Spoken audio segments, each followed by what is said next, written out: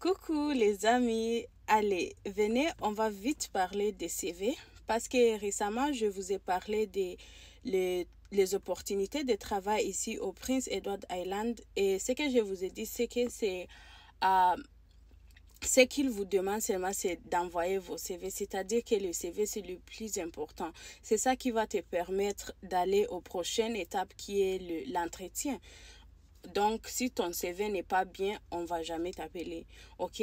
Donc, du coup, je vais faire un petit story et puis je vais vous expliquer comment votre CV doit se présenter au standard canadien. Donc, j'ai une petite sœur, je lui ai envoyé le lien, j'ai dit, voilà, ta chance est là, elle a de l'expérience sur IT et elle essayait de faire les démarches, de chercher comment venir ici, étudier et tout. J'ai dit, bon, là, c'est une bonne opportunité pour toi, il faut postuler. Elle fait ça et puis elle m'envoie, elle me dit, j'étais au travail, j'ai eu sa message, elle me dit, voilà mon CV. J'ai dit, ok, je vais jeter un coup d'œil vite fait.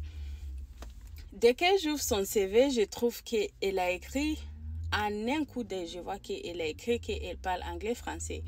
Ici, c'est très très important. Si tu parles anglais et français, si tu es bilingue, anglais-français, il faut ajouter ça absolument sur ton CV parce que it's an asset. Le Canada, c'est un pays bilingue. Au Prince Edward Island, c'est plus l'anglais, mais les employeurs cherchent les gens qui peuvent parler anglais-français. Donc, ma copine, elle sait que c'est comme ça, donc elle a mis français-anglais, mais elle ne parle pas français. C'est le français là qu'on apprend au primaire, et puis depuis le primaire, elle ne parle pas français, donc je lui dis, enlève ça, tu ne parles pas français. Si les employeurs voient ton CV, et ils voient qu'il y a anglais et français, ça peut les attirer. Ça peut les attirer de dire, mais la personne là, elle a de l'expérience, elle parle anglais, français, on va t'appeler. Et puis, à l'entretien, même tu ne peux pas répondre en français, c'est pas normal, ça va pas aller loin. Donc, je lui dis, il faut enlever. Et elle me dit qu'elle a déjà envoyé. J'ai dit, du coup, pourquoi tu m'as envoyé ça si tu as déjà si tu as déjà envoyé ça.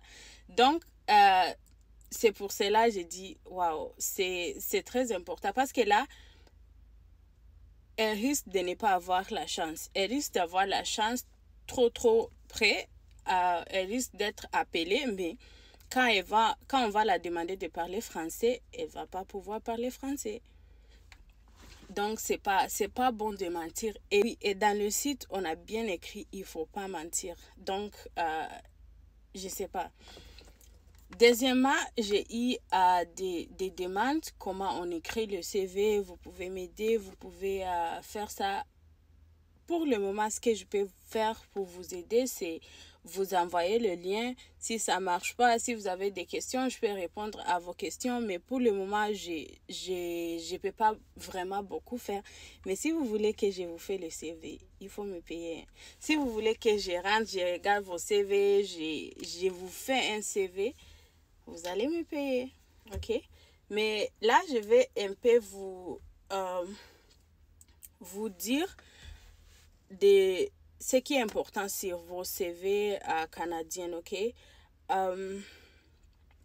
Comme je vous ai dit, le CV est important. C'est ça qui te vend, c'est te vendre. Donc, le CV que tu envoies, c'est bien de postuler, mais il faut prendre ton temps pour préparer ton CV. Si tu as déjà postulé, je ne sais pas si tu peux encore envoyer ça, mais il faut essayer. Moi, j'ai pas postulé, donc je ne sais pas si c'est possible, mais je pense que c'est possible. OK? Vaut mieux envoyer des applications, une qui n'est pas bien préparée, l'autre qui est bien préparée, parce qu'à la fin, je pense qu'ils vont utiliser un système de triage, un système genre, je ne me rappelle pas comment ça s'appelle, mais comme il y a beaucoup de gens qui vont envoyer leur CV, ils ne vont pas s'asseoir pour tout lire. Par exemple, les gens de l'éducation, on va les envoyer les applications de l'éducation, ok? Et ils vont utiliser un système un système.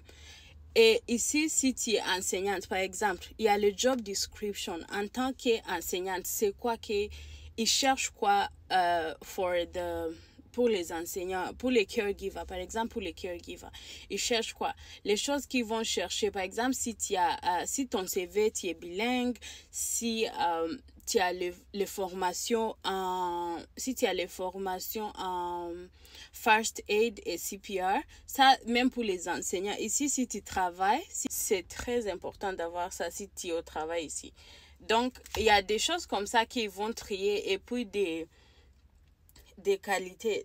J'ai fait un CV ici pour... J'arrive une minute. Ok, je vais vite vous dire comment votre CV doit se présenter. Les sections importantes, ok? Donc, en haut, il faut mettre vos coordonnées, le nom, l'adresse, le téléphone et l'email.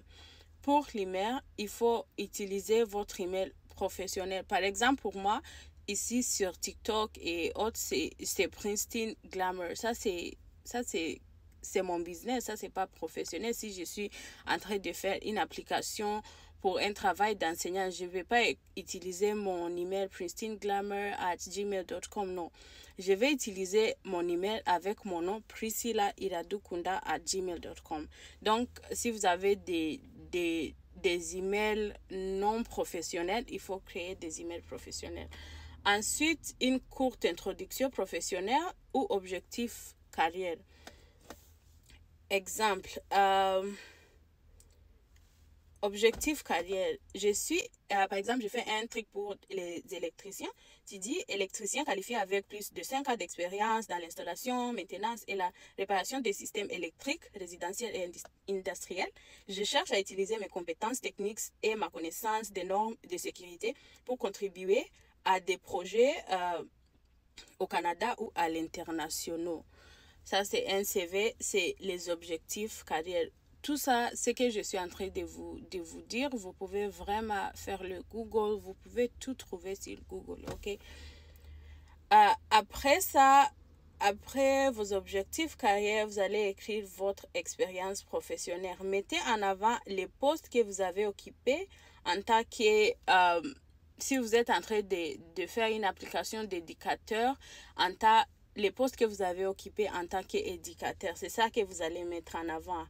Et en détail, et vos responsabilités, et ça a commencé quand, ça s'est terminé quand. Par exemple, moi, j'ai fait l'éducation. Et actuellement, je suis en train d'étudier Human Service, les services humains. Donc, j'ai fait l'éducation à un moment donné dans ma vie. Je suis étudiante dans le Human Services, ce qui va me permettre de postuler dans beaucoup de travail ici. Et puis, j'ai fait aussi la beauté. Je suis maquilleuse, j'avais un salon et tout. Ok, maintenant si je suis en train d'appliquer comme éducatrice, je ne peux pas mettre mon expérience de salon en avant. Je ne peux même pas mentionner ça parce que it's irrelevant, ça les aide pas, ok? Donc là, vous parlez en détail. Par exemple, wait a minute. Par exemple, pour le CV que j'ai fait pour les aides-soignantes, par exemple, tu vas écrire « J'étais aide-soignante dans la maison des retraites, le jardin et à partir de juin 2022 jusqu'à présent. » Ça, c'est un exemple. Il ne faut pas aller faire exactly copy-paste. Ok, qu'est-ce que les aides-soignantes... Qu'est-ce que tu fais là-bas en tant qu'aide-soignante? Donc, assurer les soins hygiène, le confort et la sécurité des résidences, accompagner les résidents dans leurs activités quotidiennes, administrer les médicaments selon les prescriptions médicales, surveiller les effets secondaires, travailler en étroite collaboration avec les équipes médicales, créer des relations positives et de confiance avec des résidents et leurs familles. That is a good... Ça, c'est un exemple. C'est un exemple de comment... l'expérience professionnelle d'un aide-soignante. Et si vous avez plusieurs, là, tu vois, j'ai commencé par le juin jusqu'à présent. Et puis, en bas, vous allez aussi écrire une autre expérience que vous avez dans le même domaine. Si c'est avant ça, vous avez travaillé où, vous avez fait quoi, si vous étiez manager, si vous étiez des trucs comme ça, ok? Et après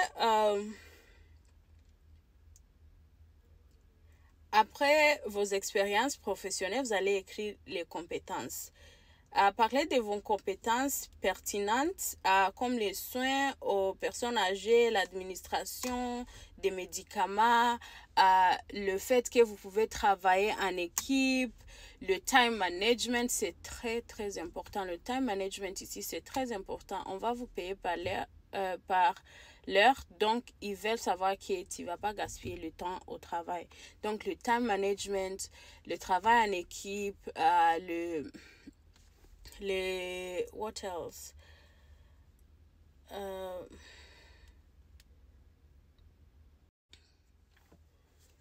Oui, si vous pouvez administrer les médicaments, si vous pouvez apprendre les vitals, je sais pas, whatever. Si vous pouvez travailler sous pression, si vous êtes flexible et tout. Vous pouvez aller sur Google, écrire les compétences pour le travail de caregiver au Canada. Vous allez voir beaucoup des exemples. Et vous écrivez seulement ce que vous avez. C'est là, il ne faut pas mentir. Écrivez ce que vous pouvez faire. La flexibilité et l'adaptation aux besoins et aux changements. Par exemple, mon travail, je vous dis, chaque jour, c'est différentes choses. Actuellement, je suis en train de travailler avec les enfants, mais si je dis sur mon CV que je suis flexible, et puis on me demande d'aller, je dis je suis flexible, à un moment il n'y a pas de travail, il n'y a pas beaucoup de travail, on te dit plus là il faut aller aider à la cuisine, et tu dis bon moi je ne suis pas là pour ça, tu es dehors, on te renvoie. Tu écris dans ton CV, tu n'as pas de problème, tu es flexible, tu n'as pas, quand on fait l'entretien, tu dis moi je n'ai pas de problème de dos, je n'ai pas de ça, et ça c'est quelque chose qui s'est passé au travail, et on nous a donné des travails lourds. Il y avait une fille, elle avait fait son application, elle a dit elle n'a pas de problème lombaire ou bien je sais pas, et puis après on nous donne de soulever parce que vous allez travailler. C'est ça que je dis. Vous allez travailler chaque heure, chaque minute. S'il n'y a pas le travail, si vous partez au travail le jour là, il n'y a pas de travail, on ne vous renvoie pas, on ne vous laisse pas vous asseoir, on va vous donner une autre chose, même si c'est aller faire le jardin. J'ai fait ça. Hein. Au travail, je suis partie, je sais, je ne vais pas travailler avec les enfants, jouer avec les enfants, les garder et tout, mais les enfants ne sont pas là pendant la journée, donc le matin, on nous donne des travails comme ça. Donc, on nous a dit de faire sortir et aller faire le jardin. Et la fille a dit, mais moi, j'ai des problèmes de dos. On l'a trouvé, elle était debout, elle ne travaille pas. On dit, pourquoi tu ne travailles pas? J'ai les problèmes de dos. On l'a dit, tu n'as pas dit ça en ton entretien. Tu as dit que tu es bien en forme. Donc là, il faut seulement partir à la maison. Dans ça, c'est bref, c'est en passant. Hein. Donc, la prochaine, c'est les formations. Mentionnez vos diplômes et certifications que vous avez qui sont related au travail que vous êtes en train d'appliquer. Ici, la formation, franchement, la formation africaine, c'est almost nothing. Tu peux me dire que tu es docteur chez vous, on vous respecte et tout, mais ici, c'est zéro. Tu es RN, ça compte pas trop.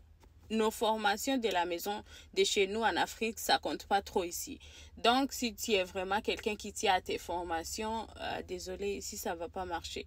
C'est pour cela il faut seulement mentionner des formations qui sont relevantes au travail que tu es en train de postuler. Et aussi, des petites formations comptent plus ici. Si tu arrives ici, tu fais le fast aid, ou bien là-bas, tu as fait le fast aid, tu as fait le food safety, et des trucs comme ça, des petites choses qui peuvent sauver la vie. C'est ça, ils veulent que tout le monde sache. C'est pas les grandes formations. À la fin de la journée, tout ça là, on va, you cancel.